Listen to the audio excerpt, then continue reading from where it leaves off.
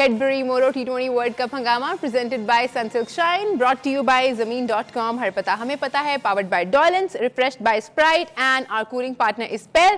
Programme में आपको खुशामदीद कहते हैं। मैं हूं आपकी होस्ट इस्मा असलम। स्टूडियो में हमें ज्वाइन किया है two former skippers of team Pakistan, Inzamamul Haq and Salim Malik साहब ने। बात करेंगे हम एक एक्साइटिंग गेम ऑफ क्रिकेट की जो अभी अभी कुछ देर पहले खत्म हुई है, south Africa versus England, and what a thriller it was. South Africa ने पहले बैटिंग की इस मैच में 163 रन स्कोर किए 6 विकेट्स के नुकसान पे। जवाब में इंग्लैंड की टीम ये जो रन्स है चेज नहीं कर पाई और सिर्फ 156 रन बना सकी ये टीम। एक्साइटिंग गेम थी।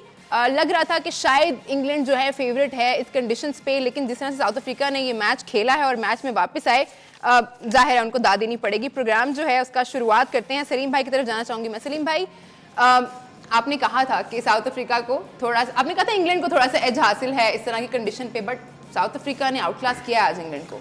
इसमें कोई शक नहीं। देखें जिस तरह मैच शुरू हुआ था ना, और साउथ अफ्रीका लग रहा था कि बहुत बड़ा टोटल नहीं कर सकेगी। 140 पे उनके मेरे ख्याल 4-5 आउट भी थे।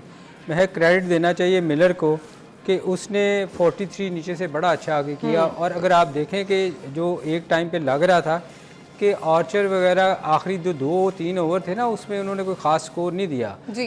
तो मेरा ख्याल मैच हर लम्हे आपको ना कहीं इस दोनों साइडों पे जाता हुआ नजर। मगर इसमें सबसे देखें जो सबसे अच्छी चीज़ जो इस मैच में नज़र आई वो थी फील्डिंग। फील्डिंग दोनों साइडों पे शुरू में कुछ कैच गिरे भी, मगर यूँ आखिर में अगर आप देखें दोनों साइडों पे फील्डिंग बहुत अच्छी हुई।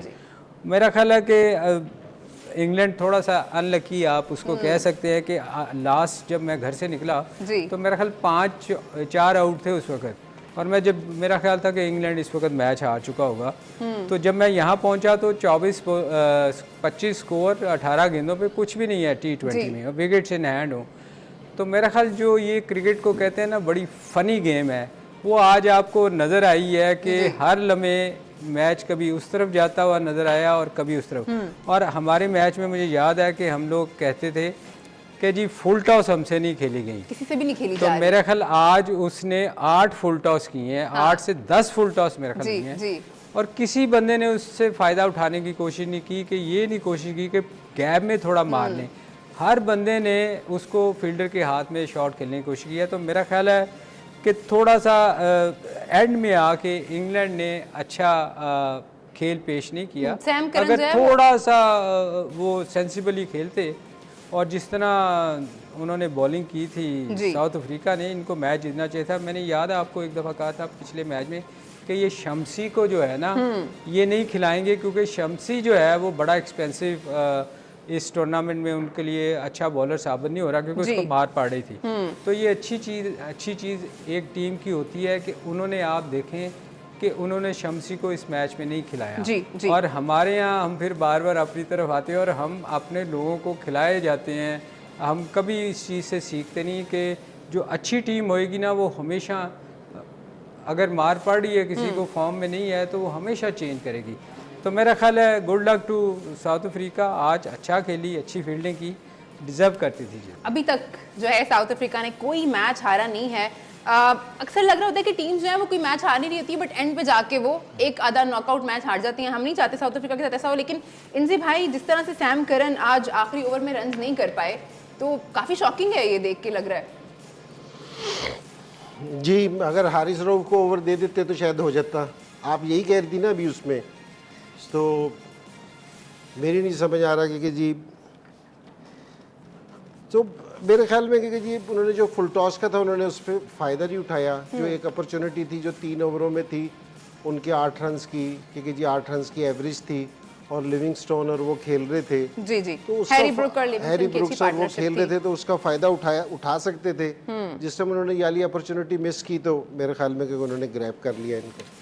मुश्किल हुआ आज जो है फिनिश करना हैरी ब्रूक के लिए। हालांकि बड़े अच्छे प्लेयर हैं, यहाँ पे PSL में भी उनकी बड़ी शानदार परफॉर्मेंसेज हैं। आज फिनिश नहीं कर पाए, लेकिन यही होता है अगर एक टीम अच्छी बॉलिंग कर रही है, विकेट ले लेगी तो जाहिर है दूसरों के लिए मुश्किल हो जाएगा। एक और चीज़ हमें जो डिस्कस करनी है वो ये है, मैच तो हमने डिस्कस कर लिया, हमने देखा, कल भी हमने ये थोड़ा सा डिस्कस किया था कि कुछ यूट्यूबर्स हैं जो बड़े इल्ज़ाम लगा रहे हैं, और हमने उसको यहाँ पे कंडेम किया कि आप परफॉर्मेंस पे बात कर सकते हैं, बट आप अगर कोई गाड़ी ले रहा है क्रिकेटर तो उसको आप इस चीज़ से नहीं जोड़ सकते कि आप फलानी टीम से हार रहे हैं। तो ये बहुत ही गलत बात है और हमारे यहाँ ऐसा कर दिया जाता है।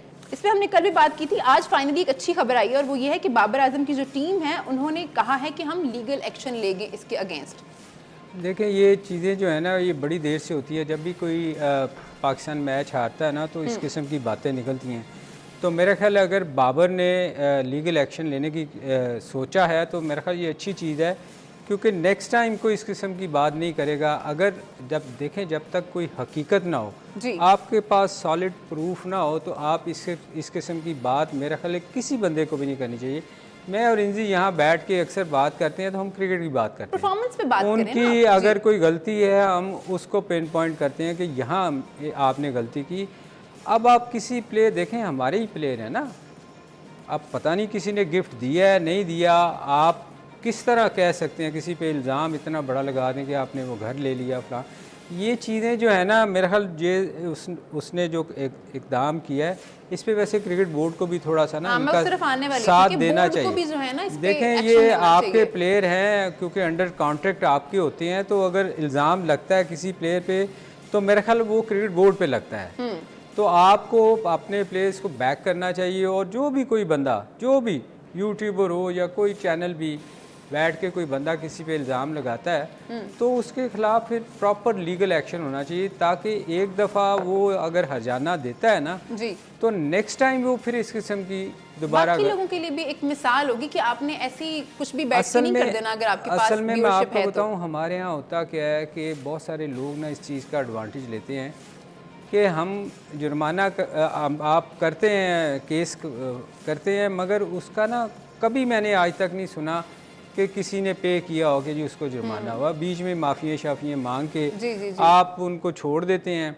तो मेरा ख्याल अगर कोई भी प्लेयर या इस किस्म का इल्ज़ाम लगे ना तो फिर एंड तक जाना चाहिए, ताकि एक दफ़ा ना वो क्लियर हो चीज़ के अगर इल्ज़ाम साबित कोई कर सकता है करे, अगर नहीं कर सकता तो फिर उसको हैवीली, क्योंकि आप अपने जो हीरोज़ हैं आप उनको इस तरह से जो है बैश नहीं कर सकते सिर्फ इसलिए कि आपको व्यूज़ चाहिए, और क्योंकि माहौल ऐसा बना हुआ है परफॉर्मेंस ख़राब होने की वजह से तो कोई भी कुछ भी बात करे, ये एक बहुत ही गलत चीज़ है। इनसे भाई ठीक है, बाबर खुद नोटिस ले रहे हैं और लेना भी चाहिए, लेकिन बोर्ड को, जैसे हमने देखा कि हारिस रऊफ वाला अभी इंसिडेंट हुआ था तो बोर्ड की तरफ से काफ़ी स्टेटमेंट आई, चेयरमैन साहब की तरफ से एक स्टेटमेंट आई, तो इसमें भी आपको लगता है कि बोर्ड की तरफ से भी कुछ इंटरफेरेंस होनी चाहिए कि आइंदा के लिए लोगों के लिए सबक हो?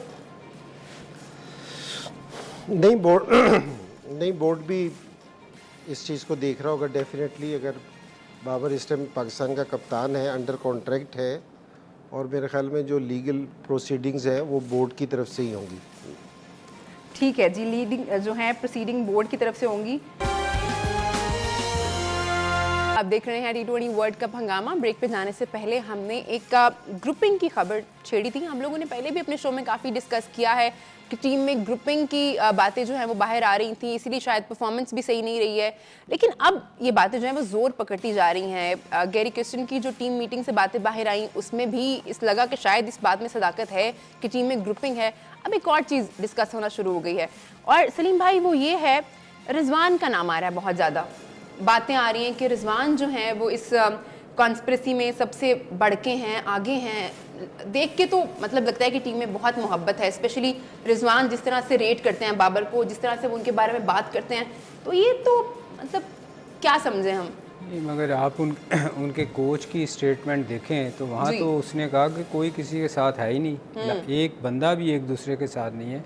मगर देखे बात सुने, र्यूमर्स तो हैं जी, हमने भी सुनी है, उसको मुर्शद कहा जाता है और वो जो उसकी चीज़ें नज़र आती हैं, पर देखें हमारे पास कोई सबूत नहीं है, ना मैं टीम के साथ होता हूँ, ना उस चीज़ का मुझे इल्म है कि ये चीज़ें जो है ना, ये रिपोर्ट मैनेजर, कैप्टन और जो जिन लोगों ने रिपोर्ट करनी है, मेरा ख्याल वो बेहतर बता सकते हैं कि आया वो ये बात सच है कि नहीं है। क्योंकि मैं यहाँ बैठ के इस किस्म की बात करूं तो मेरा ख्याल वो अच्छा नहीं लगता। वो फिर बाकियों में जो जिन पे केस हो रहे हैं और हमें कोई फ़र्क नहीं है। कहाँ क्रिकेट की बात हम करें, आप पूछेंगी तो ज़रूर बताएंगे, मगर मेरा ख्याल है कि सुनने में हमने भी सुना है आपकी तरह, या जिस तरह आपने क्वेश्चन किया, अदरवाइज़ हमें कोई इल्म नहीं है। मुझे तो कोई इल्म नहीं है कि अंदर, क्योंकि मैं टीम के साथ रहा नहीं कभी, तो ना मैं प्लेयर्स को इतना ख़ास कोई मिलता हूँ, तो इसलिए मुझे कोई इल्म नहीं है इस बारे में। ठीक है, आपको कोई इल्म नहीं है। इंजी भाई, आपके इल्म में ऐसी कोई खबर रिजवान के बारे में, क्योंकि बातें तो अब बाहर आ रही हैं, वही बात है फिर जो मैं पहले कह रही थी कि रिजवान जिस तरह से बाबर के बारे में और बाकी प्लेयर्स के बारे में बात करते हैं, ये तो सोचा भी नहीं जा सकता कि ऐसा कुछ हो सकता है। बट वही बात है कि जहाँ थोड़ा बहुत कुछ होता है उसको बहुत बढ़ा चढ़ा के भी पेश कर दिया जाता है। आपको लगता है कि इस खबर में कोई सदाकत हो सकती है? देखिए, जिस तरह सलीम भाई ने बात की है कि जी हम तो यहाँ दूर बैठे हैं, हमें तो नहीं पता कि, और हम किसी भी प्लेयर पे इस तरह का इल्ज़ाम लगाएं कि जी वो टीम में ग्रुपिंग करता है या उसकी अपनी अलहदा से एक लॉबी है जी, तो ये कहना, यहाँ से दूर से कहना तो मुश्किल है। हाँ, अगर ये कि जी टीम में ऑफिशियल एक मैनेजर की रिपोर्ट होती है, एक कोच की रिपोर्ट होती है, ठीक है ना, एक कप्तान की रिपोर्ट भी होती है, तो बहुत सारी चीज़ें जो लीक होती है ना, बहुत सारी वो मैनेजर की रिपोर्ट से लीक होती हैं, कप्तान की रिपोर्ट से लीक होती हैं और कोच की। तो अगर उसमें कोई इस तरह की चीज़ है तो आप किसी भी प्लेयर को कह सकते हैं, क्योंकि किसी भी प्लेयर के ऊपर ये वाला इल्ज़ाम लगाना ना कि जी वो इस तरह की चीज़ करता है, तो ये एक है ना बहुत मेरे ख्याल में किसी भी नहीं होना चाहिए, किसी भी स्पोर्ट्समैन पे इस तरह की चीज़ें नहीं होनी चाहिए और इस तरह की खबरें नहीं निकलनी चाहिए। जिस तरह इससे पहले हमें ना लीगल की भी बात कर रहे थे ना जी, कि लीगल की भी, और ये बोर्ड को ना पहले करना चाहिए था, बहुत पहले, क्योंकि जो ये इतना शोर मिच रहा है ना लीगल पे कि जी बाबर आजम कर रहा है। देखो, बाबर आजम इस टाइम किसका कप्तान है? पाकिस्तान का कप्तान है।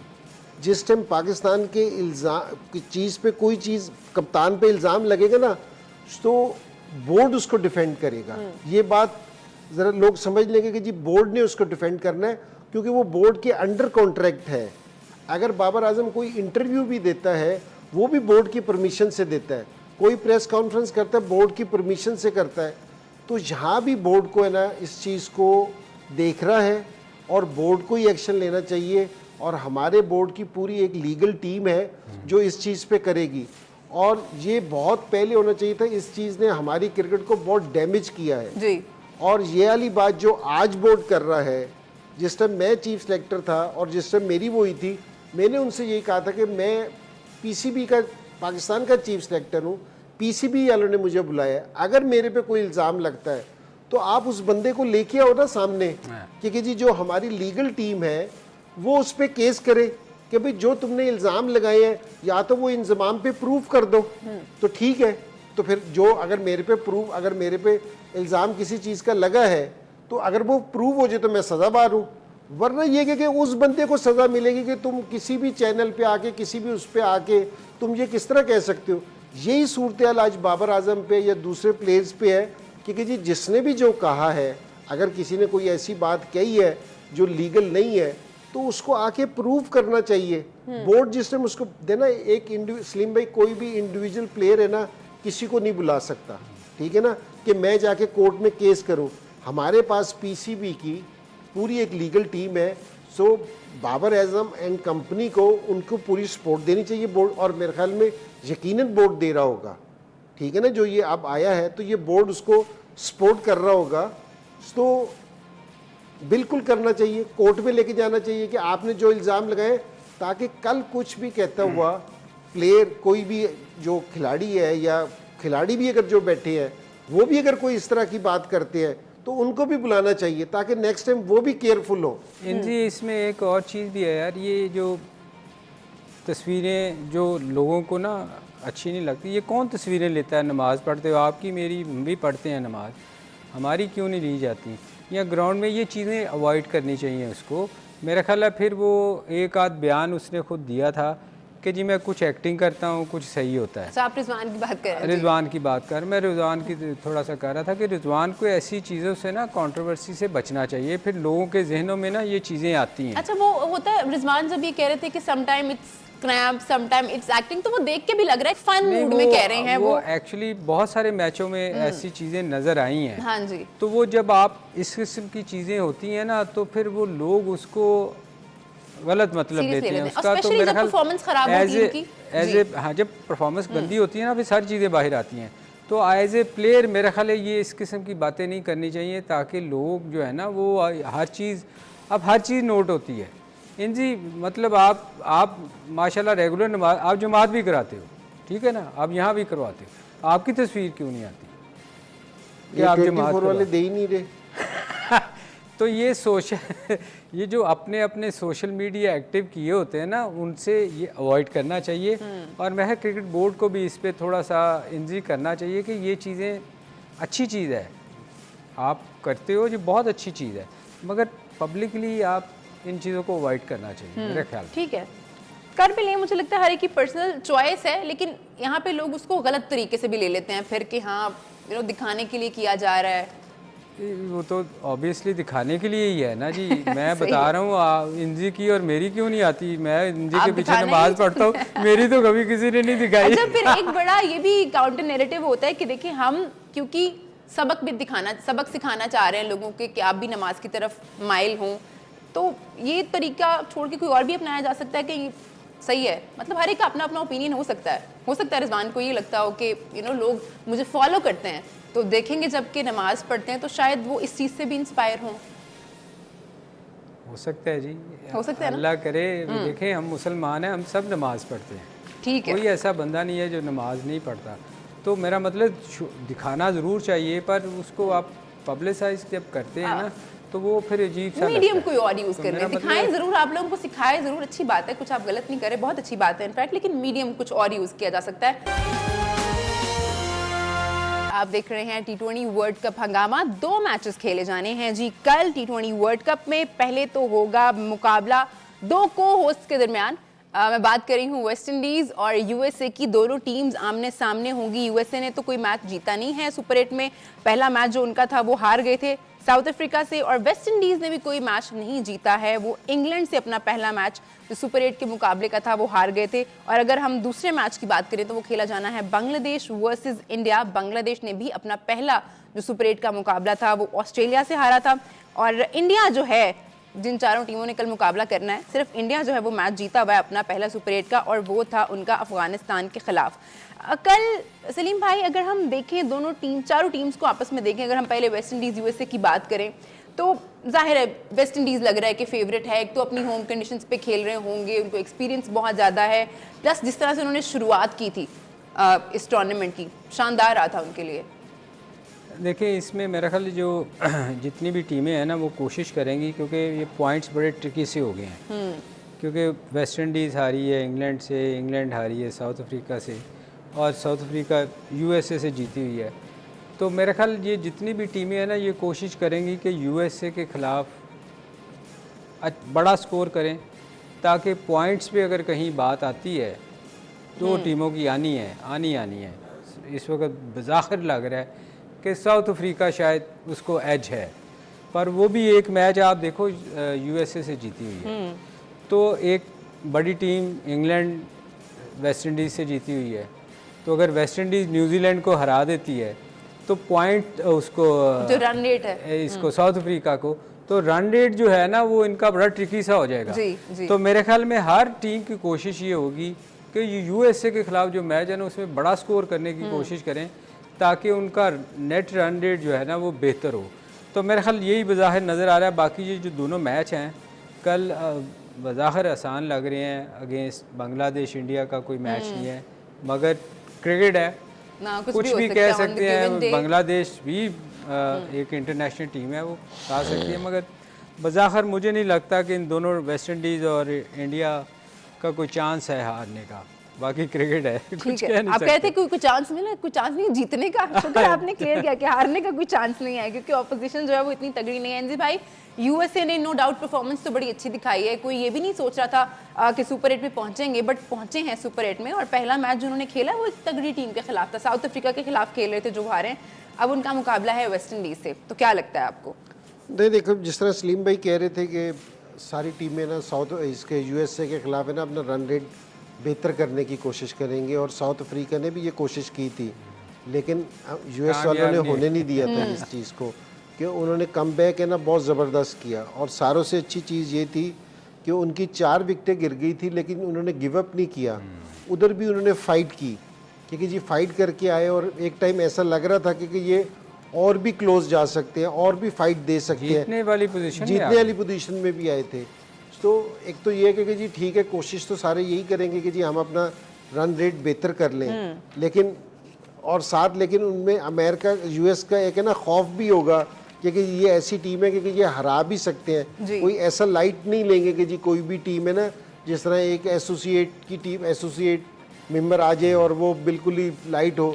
तो अभी तक अमेरिका ने ये वाली फील आने नहीं दी, ना पहले जो उनसे 4 मैच थे उनमें आने दिए, और अभी भी जो सुपर 8 के भी एक मैच खेले हैं उसमें ये वाली फील आने नहीं दी कि जी कोई भी टीम उनको बिल्कुल आराम से हरा लेगी। नहीं, खेल तो वाकई बहुत अच्छा रहे हैं। अब दूसरे मैच के बारे में भी थोड़ी सी डिस्कशन कर लेते हैं, बांग्लादेश वर्सेस इंडिया। इंडिया की टीम नो डाउट अगर हम पेपर्स पे देखते हैं तो बड़ी स्ट्रॉन्ग है, लेकिन हमने बात की थी कि ओपनर्स उस तरह से अच्छा नहीं कर पा रहे हैं। अभी तक हमने कल परसों ये बात की थी, रोहित को और विराट कोहली को भी उस तरह से बल्ला घुमाने का मौका नहीं मिला है, शायद कंडीशंस की वजह से। लेकिन ये अच्छा मौका है कि अपनी फॉर्म वापस ला सकते हैं बांग्लादेश के अगेंस्ट। देखिए जैसे इंजी ने कहा ना, यूएसए के खिलाफ भी अच्छा नहीं कर पा रहे लोग, तो बांग्लादेश की भी अगर आप ओपनिंग अटैक देखें ना, उनका बुरा नहीं है।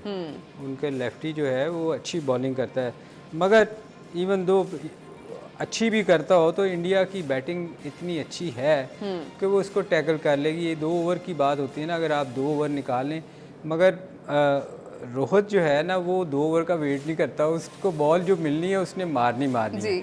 तो ये देखें, ये एक चांस होता है किसी भी बड़े प्लेयर के पास कि अगर वो थोड़ा टाइम ले के अच्छा स्कोर कर लेना तो फिर उसका फॉर्म में वापस आना जो है ना वो बहुत ज़रूरी होता है। तो मेरा ख्याल ये एक मौका है इंडियन प्लेयर्स के पास, जैसे विराट स्कोर नहीं कर रहा, रोहित स्कोर नहीं कर रहा, तो थोड़ा सा मेरा ख्याल अगर वो ज़रूर कोशिश करेंगे कि हम टाइम लेके खेलें और थोड़ा स्कोर करें ताकि वो फॉर्म में वापस आए। तो मेरा ख्याल ये इंडिया की कोशिश ज़रूर होएगी कि अच्छा मौका है, क्योंकि आगे इंजी भाई जब आगे जाएगी इंडिया तो जाहिर है उनका मुकाबला तगड़ी टीम से होगा। अभी तो उनको आसान वाला ग्रुप मिल गया है जिसमें अफगानिस्तान है, जिसमें बांग्लादेश है। अफगानिस्तान को तो उन्होंने हरा दिया, कल बांग्लादेश के साथ मुकाबला है। तो फॉर्म बड़ा ज़रूरी है कि ओपनर्स जो है अपनी फॉर्म वापस ले आएँ इस वाले मुकाबले में। इस मैच में हम सारा जिक्र इंडिया का कर रहे हैं, लेकिन ये वाला मैच है ना बांग्लादेश के लिए भी बहुत इम्पोर्टेंट है। जी क्योंकि जी उनका ये डिसाइडर गेम होगा, क्योंकि जी वो इसमें टूर्नामेंट में रहते हैं या नहीं रहते। अगर वो हारते हैं तो उनके लिए भी ना आगे जाने का चांस बड़ा कम हो जाएगा। लेकिन मैं ये आपको बता दूंगा कि बांग्लादेश किसी भी टाइम ये नहीं सोच रहे होंगे कि जी हम किसी से कम हैं। वो ये वाली एबिलिटी पे यकीन रखेंगे कि जी हम है ना हरा सकते हैं, क्योंकि जी हम इंडिया को भी हरा सकते हैं। और ये पहले हुआ भी है, लेकिन कम हुआ है, लेकिन हुआ है। तो वो इस चीज़ पे जाएंगे और बिल्कुल सही कह रहे हैं कि जी वो कोशिश ये करेंगे जो हमने लास्ट टाइम भी जिक्र किया था कि जी इंडिया का बैटिंग है ना, ये इन दोनों के जो सारों से मजबूत पार्ट है ना, वो ये है कि जी अगर रोहित और विराट अगर स्कोर करते हैं तो जिस तरह की इनकी बॉलिंग परफॉर्म कर रही है, फास्ट बॉलिंग, जिस तरह की इनकी स्पिन बॉलिंग परफॉर्म कर रही है, या जिस तरह का इनका लोअर ऑर्डर परफॉर्म कर रहा है, तो एक सिर्फ ये वाला पार्ट हमें ना थोड़ा सा वीक लग रहा है कि जो इनका टॉप ऑर्डर है, जो ओपनर है, अगर ये भी अगर आपको टच में नज़र आते हैं तो फिर इंडिया इस चैंपियनशिप के लिए ना बहुत स्ट्रॉन्ग कैंडिडेट हो जाएगा। ये पहला टूर्नामेंट है इनजी के ये दोनों फॉर्म में नहीं है। हालांकि होता था एक आध फॉर्म में नहीं नज़र आता था, मगर ये फर्स्ट टाइम हुआ है कि दोनों ही फॉर्म में नहीं है। थ्रू आउट द टूर्नामेंट एक आध मेरे ख्याल को थोड़ा बहुत स्कोर किया वो रोहित ने। विराट तो बिल्कुल ही स्ट्रगल कर रहा है, वो मतलब उसका ना 20 से वो निकल नहीं रहा अभी उसमें से, मगर उसमें एबिलिटी है। अगर जब भी वो इस फेस में से निकल गया तो मेरा ख्याल वो प्लेयर तो है ना, वो प्लेयर तो वो है, इसमें तो कोई शक नहीं है क्योंकि जी प्लेयर हैं दोनों, और किसी भी टाइम दोनों मैच विनर हैं। जिस टाइम भी फॉर्म में आएंगे, वही मैं कह रहा हूँ कि जी चलो एक आधी कोई वीक लिंक रहना चाहिए कि जहाँ दूसरों को भी होप हो। सारे लिंक इतने तगड़े ना हो कि जी दूसरों को होप भी ना हो, लेकिन दोनों में ये वाली क्वालिटी है जिस टाइम भी वो खड़े होंगे तो वो अपनी टीम को मैच जितवा सकते हैं। ठीक है जी। अच्छा, एक और रवि ने जो है वो मेरे कान में एक चुटकुला छोड़ा है, वो कह रहे हैं विराट को 1 डाउन नहीं आ जाना चाहिए। नंबर दे रहे हैं हम लोगों को कि कहाँ आना चाहिए। ये देखें, ये टीम, फिर वही बात आनी है, ये टीम वो पाकिस्तान की टीम नहीं है कि जहाँ नंबर बेचारों को चेंज करते रहें। वहाँ वो एक ख़ास नंबर पे खेलते हैं, चाहे स्कोर करें ना करें। मगर मेरा ख्याल है वो शायद ऐसा कभी भी नहीं सोचते कि आप एक दूसरे की अगर फॉर्म में नहीं है तो आप नंबर चेंज कर दें। जी, जी। ये कभी दूसरी जगह नहीं होता, बहुत कम देखने को मिलता है। तो मेरा नहीं ख्याल कि वो ऐसा कुछ करेंगे। रबी कर सकता है, वो शायद ना करे। ख्वाहिश है रवि की, मासूमाना ख्वाहिश, छोटी सी ख्वाहिश की ये करके देख ले।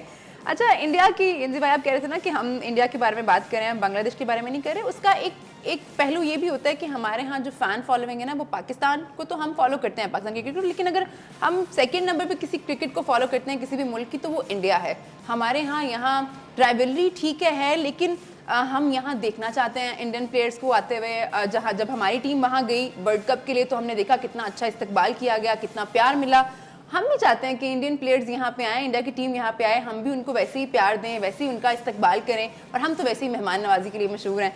तो आज एक खबर आई है कि जो चैंपियंस ट्रॉफी है उसका स्केड्यूल आईसीसी ने जो है वो अप्रूव कर दिया है, जो कि बहुत बड़ी खबर है पाकिस्तानी क्रिकेट के लिए। बहुत अरसे के बाद होगा कि हम कोई आईसीसी का इवेंट होस्ट करने जा रहे हैं, तो बात आगे निकल रही है। पहले तो लग रहा था कि शायद हम होस्ट भी कर पाएंगे या नहीं, लेकिन अब स्केड्यूल अप्रूव हो गया। इंजी भाई, मैं तो बहुत शिद्दत से चाहती हूँ कि इंडिया की टीम आए, क्योंकि मैंने तो कभी इंडिया की टीम को पाकिस्तान के ग्राउंड में खेलते हुए स्टेडियम में नहीं देखा।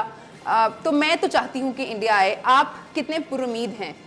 नहीं, आना चाहिए, और ये इसको आईसीसी को मेक श्योर करना चाहिए कि जी ये आईसीसी का इवेंट है, ये पाकिस्तान का इवेंट नहीं है।